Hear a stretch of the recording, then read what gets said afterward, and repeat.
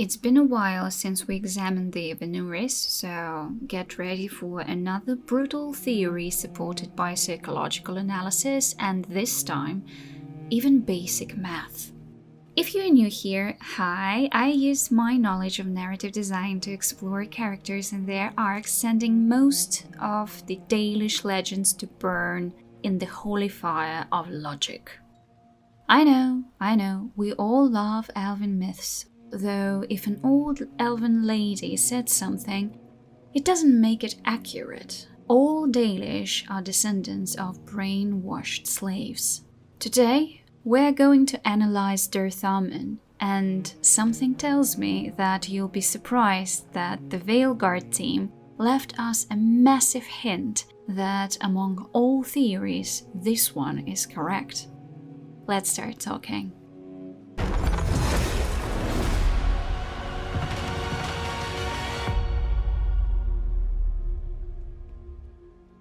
Dirthamen is the mysterious and elusive keeper of secrets. As the god of knowledge, wisdom, and memory, he is known for his mastery over hidden truths and forbidden lore. The elven legends depict him with two ravens, Fear and Deceit, the demons he allegedly tamed and bound in the Fade, which I hardly believe was a noble act of self-defense if it actually had happened. No. Dirthamen embodies the dual nature of knowledge, its power to enlighten and to corrupt. Therefore, knowing that he was corrupted as all Evanuris, it's logical to conclude that he used his power to show off and instill terror upon those below him, his slaves, for example. In elven culture, Dirthamen's statue looks like a cloaked figure, kneeling closer to the ground as if hiding in the shadows. One such statue we can see in the Exalted Plains. Moreover, we have access to his temple in Dragon Age Inquisition.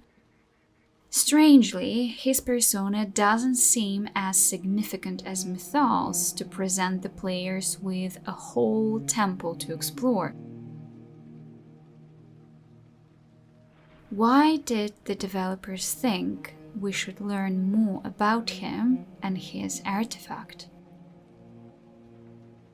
The Temple of the Elven God of Secrets appears to have been a respected place of worship long ago, but the temple is now dormant and neglected.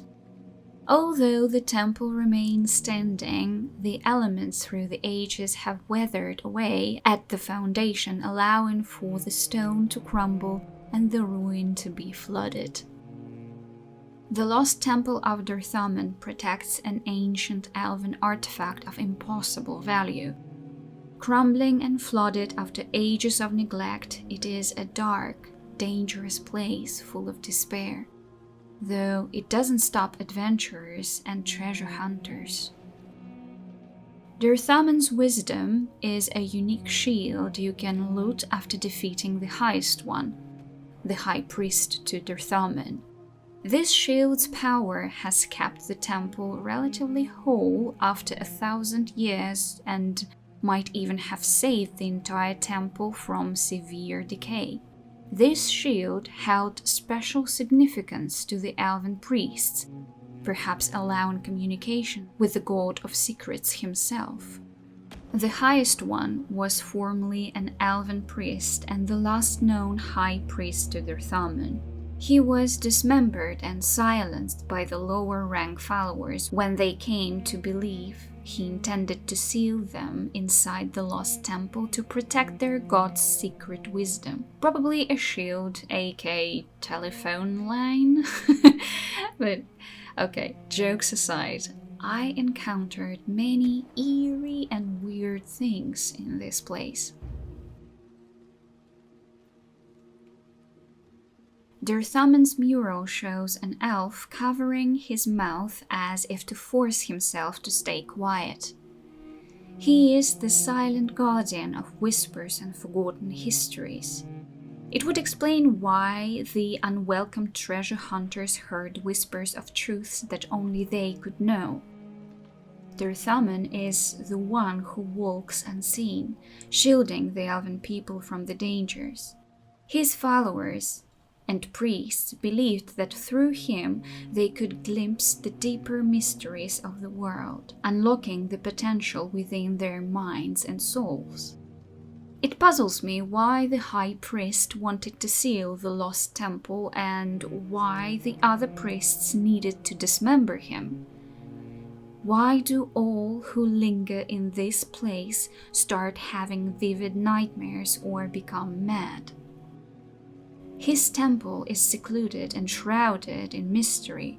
It barely looks like a temple to celebrate a god, and the strangest detail is you can't find his mural in his own temple.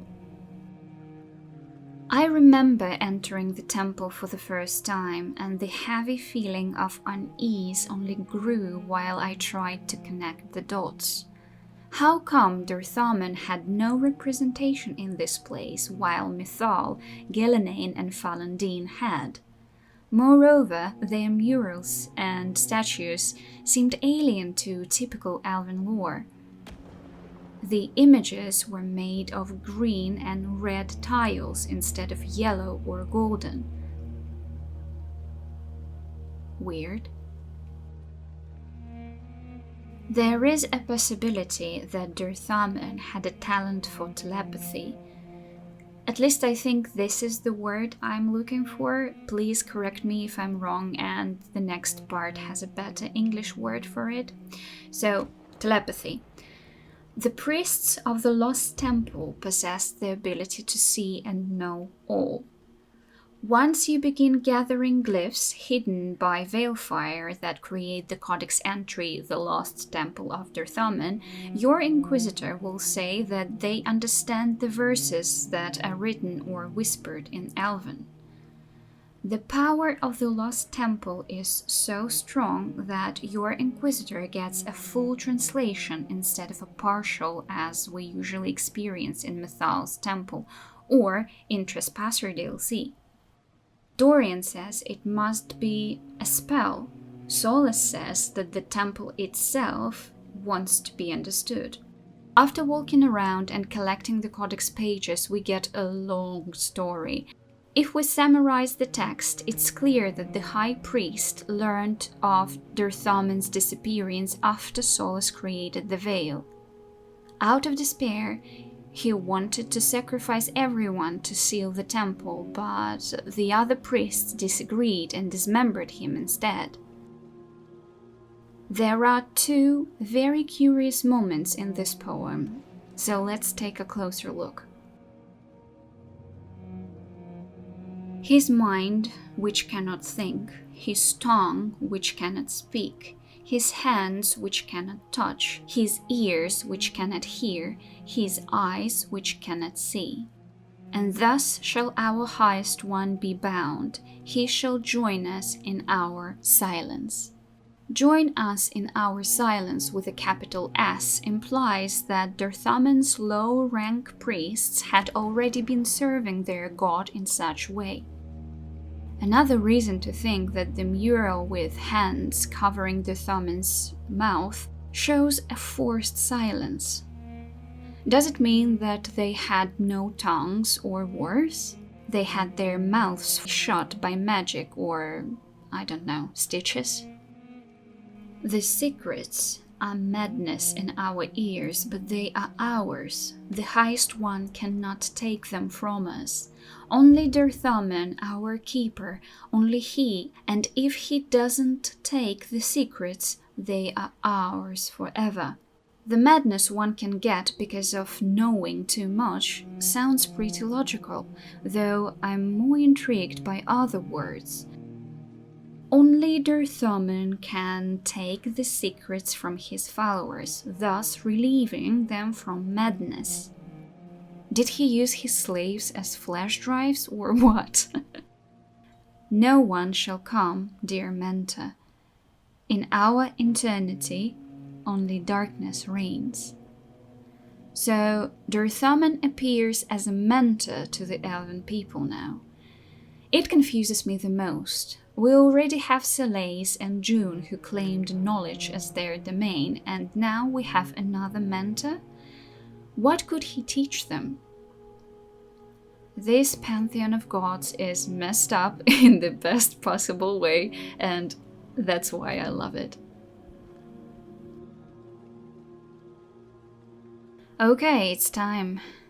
I'm playing my best card here. Let's have a look at this list. How many elven gods can you count? I have 8, without Fen'Harel. Let's study this video clip for the next Dragon Age game. Do you see what I see?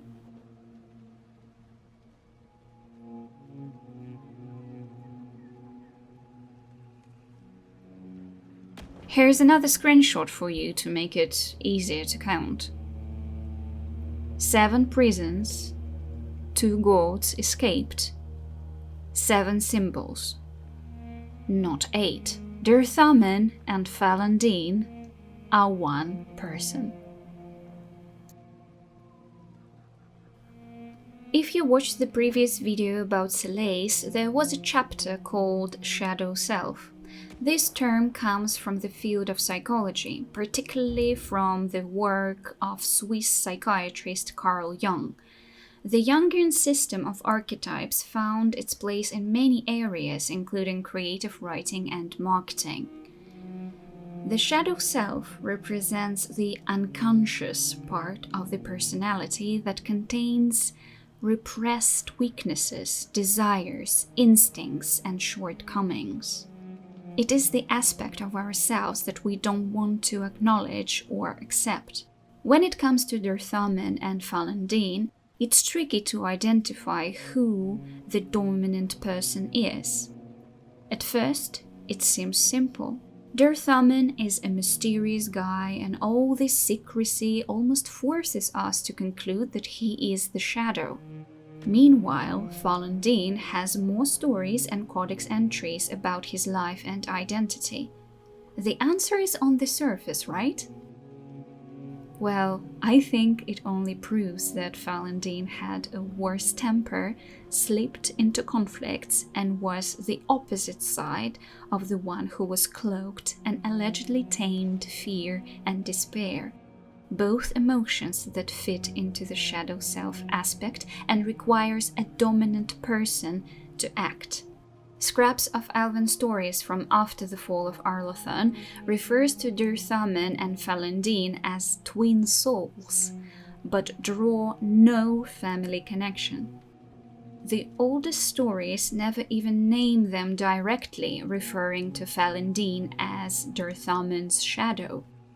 So imagine what would happen if a person is so traumatized that their shadow self comes forward to lead or protect them, and then this shadow personality comes up to a mirror and looks at themselves. The elven stories refer to Dirthamen as Falon'Din's reflection, which makes the former person a dominant personality. Another proof supporting this theory is the statue of an owl, the animal symbolizing Falon'Din. So, you see this thing in its claws? A flat disc nested in a frame? I bet it's a mirror. Why would Falon'Din's owl hold a mirror? Another shadow aspect that comes to mind and is on the surface is vanity. However, if we believe Solus, it wasn't about vanity but admiration from others that Falon'Din desired. I do not believe they sing songs about Falon'Din's vanity.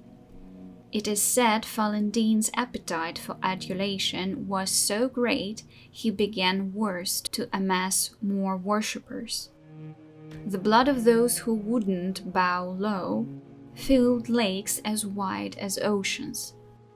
I wouldn't like it if that shadow self took control over my body.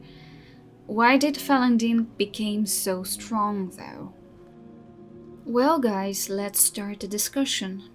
Do you think these physical proofs are enough to conclude that Dirthamen had a split personality disorder and Falon'Din was his shadow, who at one point took control?